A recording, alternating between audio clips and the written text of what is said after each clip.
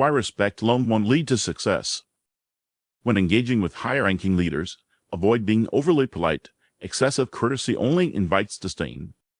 When dealing with lower-ranking leaders, focus less on showcasing your skills and more on adopting an attitude that satisfies their fragile egos and sense of pride.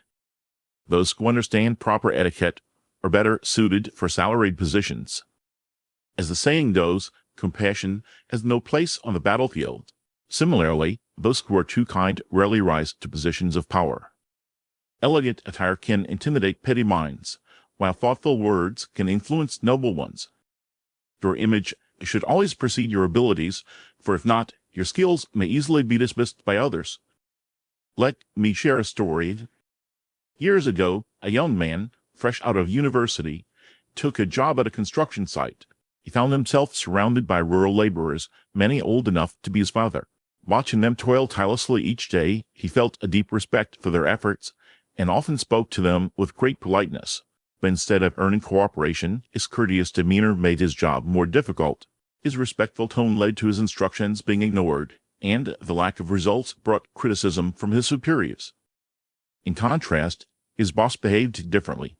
Upon arriving at the site, the boss would immediately raise his voice if there was silence, issuing fines and reprimands with a commanding presence. Strangely, this approach made the workers more compliant.